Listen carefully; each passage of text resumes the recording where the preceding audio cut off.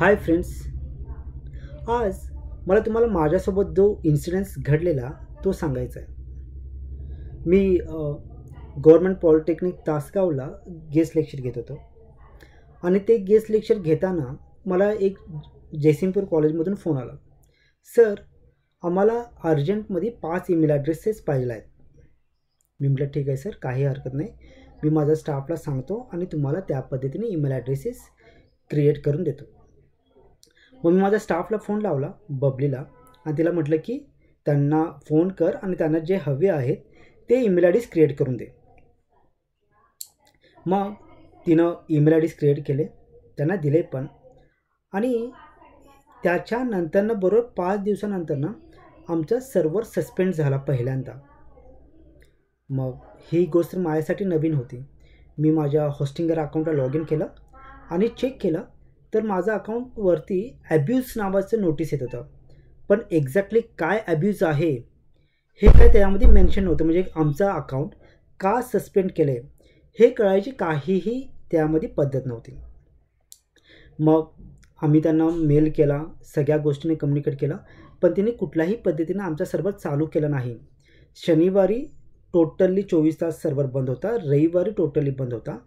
मग मी सोमवारी सकाळी त्यांना एक धमकीचा मेल टाकला की आज सोमवार आहे आणि सकाळी 9च्या अगोदर आमच्या कस्टमर्सला कंपल्सरी सर्व्हर चालू पाहिजे आहे. जर तुम्ही तो सर्व्हर नाही चालू केला तर आम्ही तुमच्या अगेन्स्ट एक केस दाखल करतो आहे, असं मी त्यांना एक मेल टाकला. मग तिने तो चालू केला. म्हणजे साधारण 8:45 वाजता तिने आमचा सर्व्हर चालू केला. सर्व्हर चालू केल्यानंतर मी ज्याला लॉग इन करून बघितलं त्याला मला एक्झॅक्टली असं वाटलं की स्पेस कमी होती, कारण 400 GB जो माझा सर्व्हर आहे त्याच्यातली 395 GB आम्ही वापरलेली फक्त 5 GB शिल्लक होती. मला वाटलं की ह्या रिझनमुळे आमचं सर्व्हर सस्पेंडेड आहे. पण त्या गोष्टीनं सस्पेंडेड नव्हता हे मला नंतर कळालं. मग मी काय काम केलं, हे सस्पेंड आहे, ओके आहे, म्हणून मी अर्जंटली एक नवीन सर्व्हर विकत घेतला 200 GBचा. आणि जुना सर्व्हर जो 400 GBचा आहे त्याच्यावरच्या काही कस्टमर्सला नवीन सर्व्हरला टाकला. म्हणजे जुना सर्व्हरला जे अगदी लो प्रायोरिटीवाले कस्टमर्स आहेत, जे की बिझनेसवाले 5 पेजेसची वेबसाईट आहे, अशांना फक्त ठेवलं. आणि जे कस्टमर्स नवीन आहेत आणि ज्यांना वेबसाईट बंद पडलेली चालत नाही अशा सगळ्यांना मी नवीन सर्व्हरला टाकलं. म्हणजे SIT कॉलेज, जे मगदूम कॉलेज, ह्या सगळ्या कॉलेजला मी नवीन सर्व्हरला शिफ्ट केला.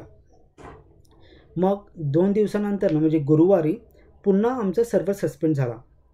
ते सस्पेंड होण्याच्या अगोदर तिने आम्हाला एक हे दिलेलं, सकाळी 7 वाजता एक त्यांच्याकडून मेल आलेला की, आणि त्या मेलमध्ये असं लिहिलेलं की तुमच्या सर्व्हरवरून एक मेल गेला आहे. तो मेल कुठल्या सर्व्हरवरून गेलेला, म्हणजे कुठल्या कस्टमरवरून गेलेला, तर जयसिंगपूर कॉलेजच्या वेबसाईटवरून तो मेल गेलेला.